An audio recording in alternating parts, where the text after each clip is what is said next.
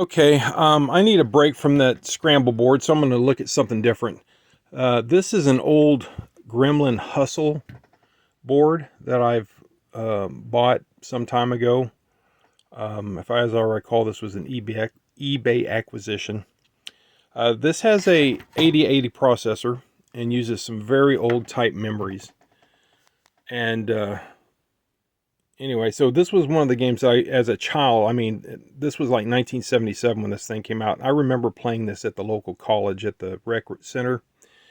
And so I'm interested in this because as a child, I enjoyed this. I liked watching people play, and I sucked at it, but I liked playing it too. This is actually a pretty hard game, as I recall. So anyway, what I need to do is make a test harness for this and power it up and see what we got. If we're extremely lucky, it's just going to work without any changes. But what are the odds of that, right? All right, so let me get that test harness started, and I'll be back.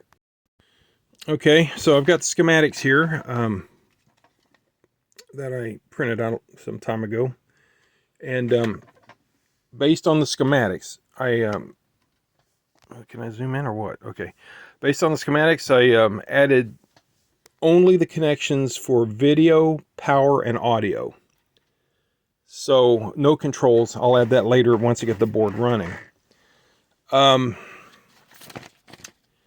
Let's see. I had marked on the board previously, apparently, some of these, so that helped with the connections, some of the power and ground stuff. And I double checked it with schematics, so this should be good. So let's power it up and see what we get.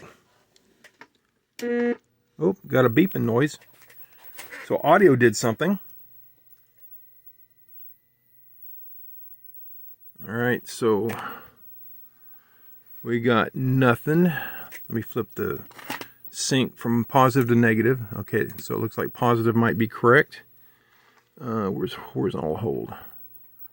Yeah, so that looks like we're missing a sync signal, or it's a very weak sync signal. Let's turn this on and see what that screen looks like.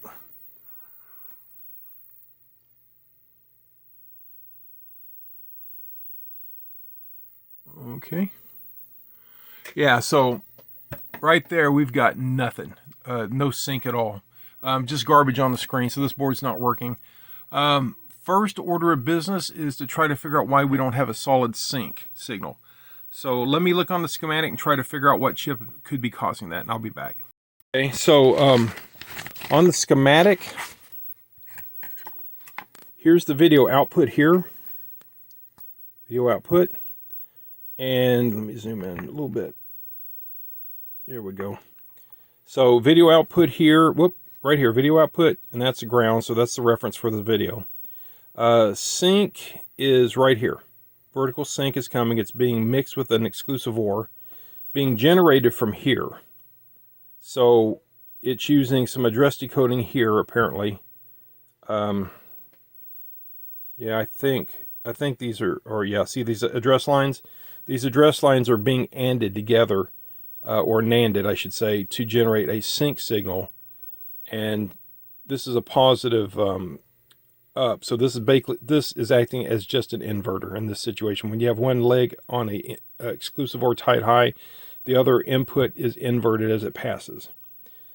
So I need to check this for a signal and then see if it's getting through to this. And then if it's here, this chip here might be the problem. So, well, actually, these are the same chip. So U64 or U59? Yeah, U59. Those are the two possibilities. The rest of the stuff we have to assume is good. If the addressing is bad, then we won't have a sync either. But let's start with here and let's see if we can figure out the problem here. All right, I'll be back. Okay, so I probed U59. I probed that, and we've got a signal. It is being fed to this, and this signal is high here, so this should be the invert of that, but this is bad. This signal is bad. So let me show you what I'm seeing. Let's go zoom in. All right, so pin 13, pin 12, pin 11.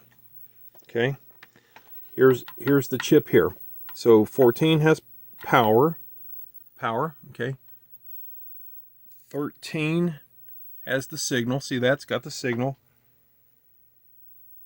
12 is high because it's tied high with a pull-up. 11 is the output, and the output's bad. See that? It's kind of floating. So this chip is bad.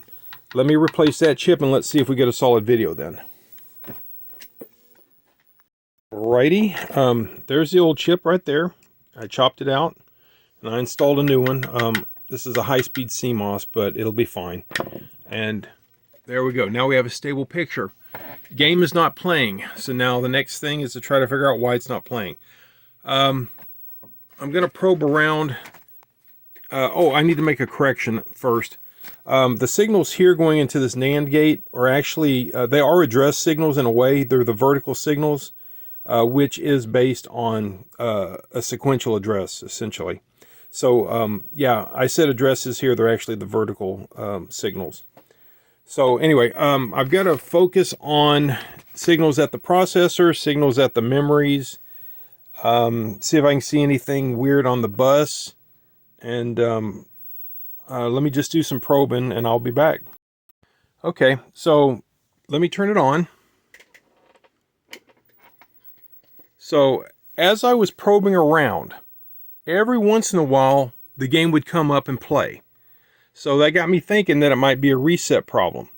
So according to the schematics, the power on reset is this circuit here. All right. And so I can short test pin 3 to ground. Okay. Test pin 4 right here is ground. So all I got to do is short test point 4 and test point 3 together to instigate a reset. So let me do that. So this is ground and that's the reset. So if I hit that, it comes up. Oop, it comes up, and it is running the program. See that? So I've got to figure out why the reset isn't correct. So let me study that a little bit, and I'll be back. Okay. So I was reading down here. Let's see if I can get this to where you can read it. It says, there. It says, if power interrupt board is not used, add C11. Well, I don't have that external board, so that's what generates the reset signal on power up. Capacitor 11 is right there, C11. It's a it's a 22 microfarad capacitor. And that is going to go right here. Let me zoom out a little bit.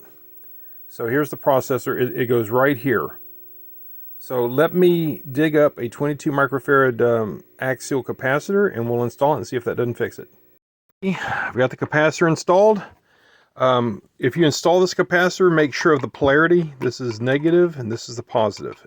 The board has a little plus on it to indicate that, which I can't really show you because I soldered this in. All right, so let's turn it on and see what happens.